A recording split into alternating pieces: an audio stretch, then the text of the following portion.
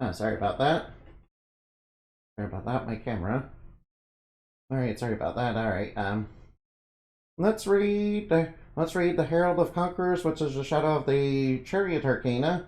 Yes, this is one of the Ascended again. And, we're almost done. There's only two more after this. Wait, there's 22, turrets, right? Yeah.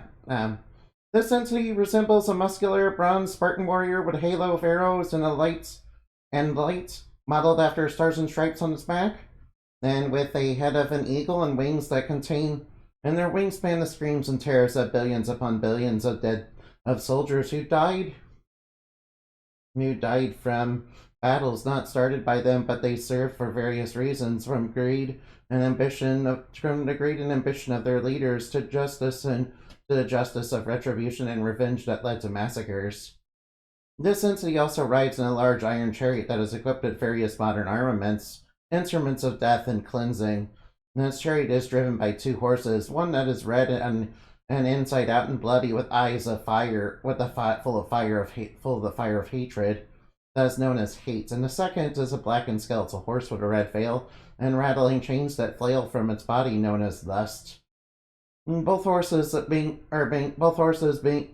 of corruption, of its old pets that were bred and later corrupted by this entity's endeavors from the horse of reason and desire. Yeah, it's kind of a Greek philosophy kind of thing. Yeah, you guys probably never don't know what that is. Yeah, basically, basically they work together to, pull the chariot, that, Plato was talking about. At least I think it was Plato. Anyway, I'll continue. This entity back in the celestial realm was once a general respected love, feared by many, even among the fragments of the chariot, and was a high-ranking leader among the celestial court's military. When humanity and her creations, the tulpas, were revealed, it saw potential conflicts that their differences could make, not due to any actions at that time, but because they were so different, their ideas meshing and melding in chaotic ways, where each world made by mortals via tulpamancy had its own rules, its own settings, its own being, and in its eyes, its own enemies to the state. It tried to make up many justifications as to why any number of incidents in its eyes should be quelled, why certain things it claimed were infractions and flaws. That were infractions and flaws that needed. By certain things it claimed were infractions and flaws that should be quelled with fire and sword, and why humanity needed to have order enforced by fire and sword. However, the goddess of creation, upon learning this, was horrified, saying that many of them were things said she intended all along and should be accepted and guided not by fire and sword, but by reason, by negotiation, by working together towards peace between its realm and humanity's children and each other, so that they would live in harmony despite their differences. The Herald of Conquerors saw this as a sign of her corruption.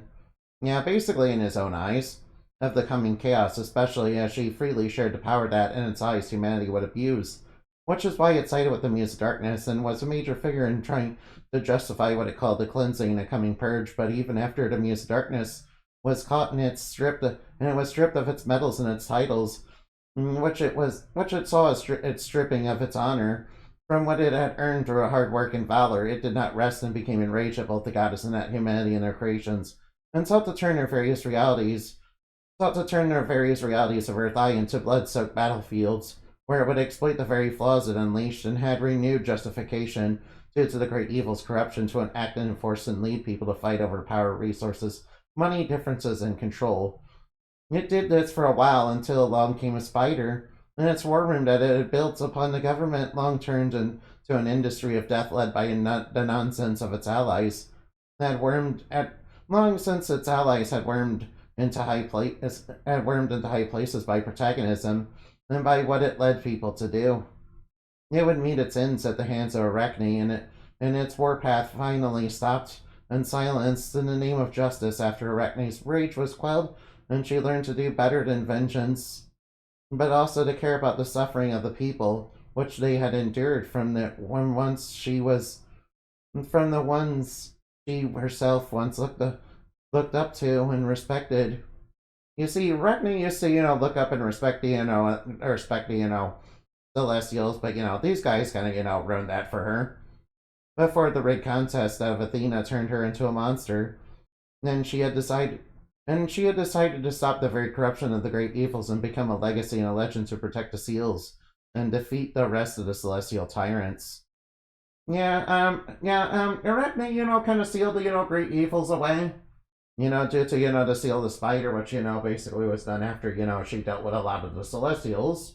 They were basically ruling the earth with an iron fist, and, after that, her and her successors would go down and hunt down the rest of, the Ascended to basically bring them to justice for their crimes, basically.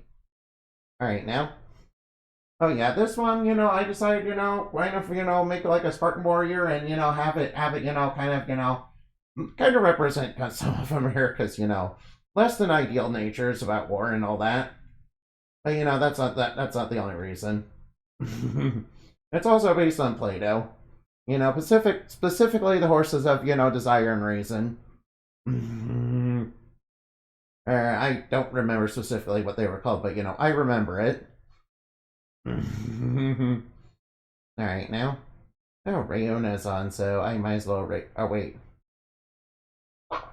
Alright, maybe. Alright now. Raid Riona _. And I'll see you later. Goodbye.